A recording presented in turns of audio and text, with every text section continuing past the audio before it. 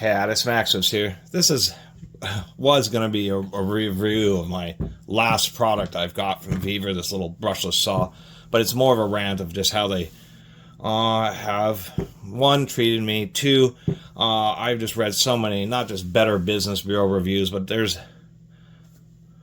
Vevor tools are very cheap. They get you into it, but people have a very tough time with warranties, especially on the more expensive stuff. They sell an awful lot of like commercial kitchen equipment and stuff for just so cheap, and a lot of their tools is the reason I took so many as promotional items. It was kind of free stuff that I couldn't afford otherwise, and it all seemed decent, but I was never able to really put it through its paces. But one thing I've been realizing in the last several videos is their cordless tools, they have 4 different batteries or battery systems, and so you just don't know. There's no rhyme or reason. You don't know if you're getting this, and I'm going to make a separate dedicated video just to warn people about that. But these new generation of recip saws use a totally proprietary battery that isn't compatible with their brushless rotary hammer, isn't compatible with like their band saws and their right angle drills, isn't compatible with their Pro Series brushless, because of course these use a battery. Both of these kind of look DeWalt-esque, but they are totally proprietary, totally different. And then these batteries they don't work and each other's tools, and it's just that's a nightmare, buying 20-volt tools and say, oh, I kind of want a recip saw, and then not be able to swap the batteries between it, being able to get replacement batteries, chargers. It's all non-existent. It's just, and then what really burned me, and I got into a big brouhaha on why I'm making this video now. Before I get to that, I've reviewed 2 work lights. Both have failed. This second one here, see, half of it only works, just failed on me again. And you'll be SOL. I think that light's just about a year old, has 50 hours on it, and it ruined itself. So I had joined their Vevor influencer program in 2022, and I just never heard anything about it. Finally got a password reset so I could log into it, because apparently they created the account.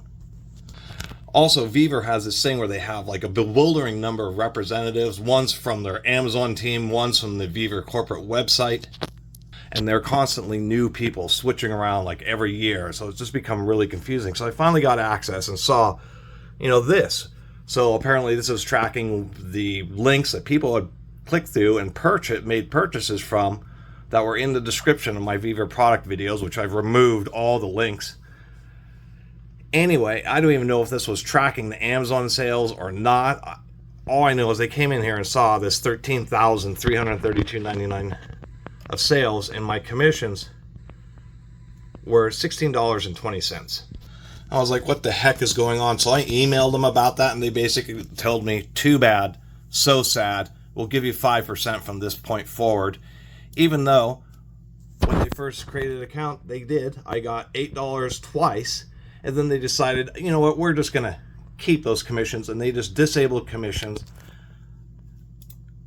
against this. And so we can see all these sales, and I may truly have made nothing. They won't pay out $16. I'm not going to give them my bank account for $16. I think they have to build up like $200 or something in order to get a payout.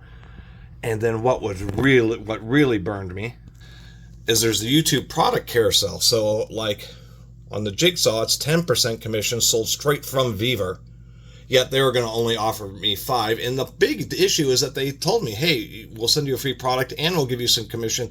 And then they just took it away without telling me, and then said later, too bad. You don't tell somebody, hey, we'll give you a free product and we'll give you a percentage of sales on any that you end up selling, and then don't. That's unethical, to say the least. I don't use swear words, but I'd like to use a lot of swear words. But a lot of the Vevor products, like we can see on these rotary hammers, 20% commission, 20% commission, all from Lowe's, I think, even on. Then it drops to 10% if you get it from Vevor, which is surprising. You'll get more commission from Lowe's than you will from Vevor itself. And so if we split the difference and say average of 15% commissions, considering they're willing to offer 10 to 20% if I just use the YouTube, product carousel, that's like, what, $1,800 that I've lost out on, you know? The reason you haven't seen me work on cars is I haven't owned a car in the entire time I had my YouTube channel. I mean, I had blood clots in my legs. I have shooting pain in my legs every day, continuously. For all the years that I made YouTube videos, I have to ride my bicycle, take the bus, and walk. That's how I've gotten all these old tools have all been like carried home, sometimes a couple of miles. And to actually see that I may have earned enough money to put towards a car, I mean, you know, rent goes up 10% every year. I mean, because of my legs, I can't do like full-time construction work. And so I have a minimum wage job, and I just haven't been able to afford a car with medical bills and that kind of stuff. And then to have, you know, think that I may have made a significant amount of money, and to have Vevor just tell me to take a hike, and too bad, just absolutely burned me. I think I've made the most videos on Vevor products of anybody on YouTube. Not everybody on YouTube makes a huge amount of money and can afford mansions and all the stuff that they do, you know.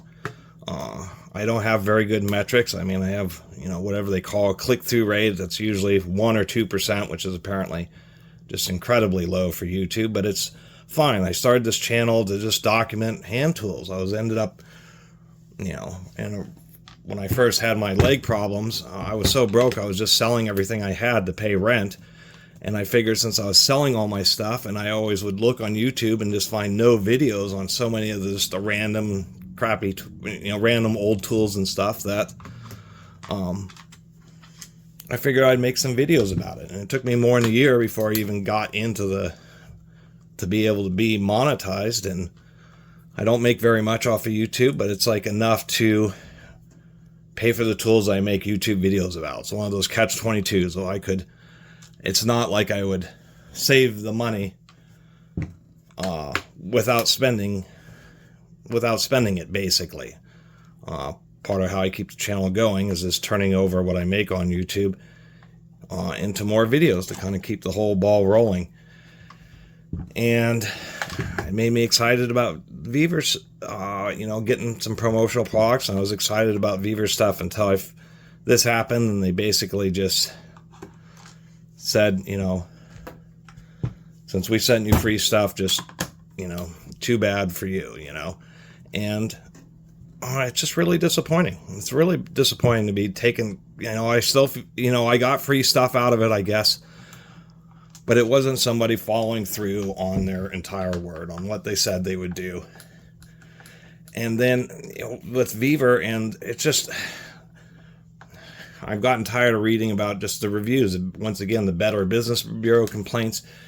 Vevor and all these Chinese companies just don't want to support their products. They basically want to sell it, make it good enough to where it lasts long enough. And so, you know, a lot of them are so cheap that for a lot of people, like the old Chicago electric tools, they work well enough, and you're just saving so much money, oftentimes paying 10 or 20% of what, you know, a really good professional version of the tool is that they will pay off for a lot of people.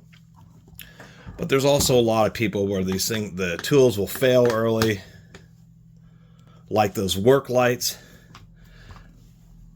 Vevor has a lot of complaints on their website, particularly along the more expensive tools, where they don't want to take them back, and they try to offer you, you know, a partial refund, and then you fix it yourself type of stuff. It's just, you know, I'm embarrassed to have made so many videos about it. Yeah, I got some free stuff about it, but I'm now realizing that it's just all a big gamble. It's not like buying an old, well-used Bosch, you know, a big Bosch rotary hammer that you may have to pay $200 for, because you'll still be able to get parts for it. Even if they say obsolete on a new tool parts website, you can always go through eBay and find common parts. But any of these Chinese tools, it's just nothing. I mean, anything that fails, whether it's corded or cordless, besides like a bearing or universal that you can replace, it's a throwaway tool. It's called buy another one if you want to get parts. And you know, the Chinese invested so much in manufacturing that they can make stuff so much cheaper than in Western countries. The easiest way to put it. God, that thing is really stuck. That's how they can make this stuff, is highly roboticized factories, far more roboticized than in a lot of Western countries. But it's all basically, you know, use as is, or it is as is, basic, like buying from a pawn shop or something like that. It's the easiest way to put it. And you know, one of the big deals about buying like an expensive name brand like a rotary hammer is you'll get a 3-year or 5-year warranty, especially if you keep your receipt, because even the big manufacturers are getting really crappy about that.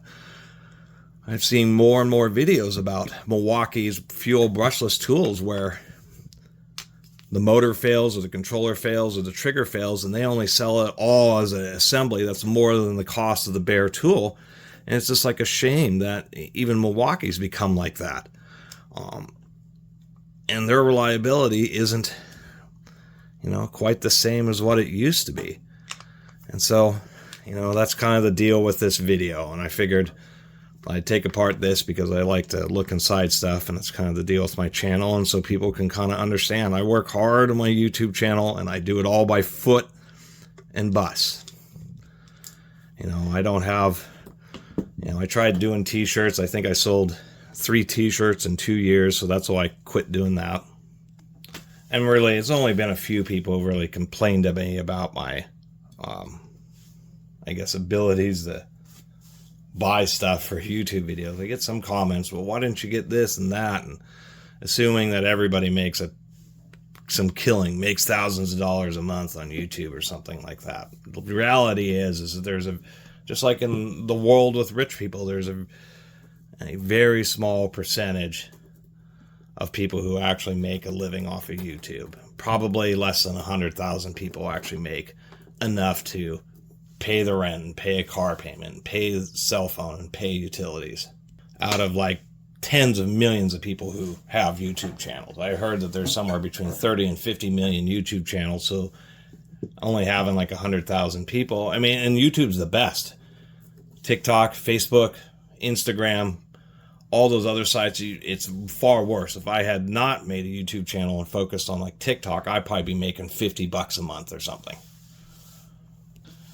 And back to the Vevor thing and the tools and a lot of these Chinese tools, I mean, the engineering and everything, the effort and everything is all good, but they hit their super cheap price points to get them out there on the market. What they basically say is, we'll put the effort into designing a halfway decent tool, but that's it.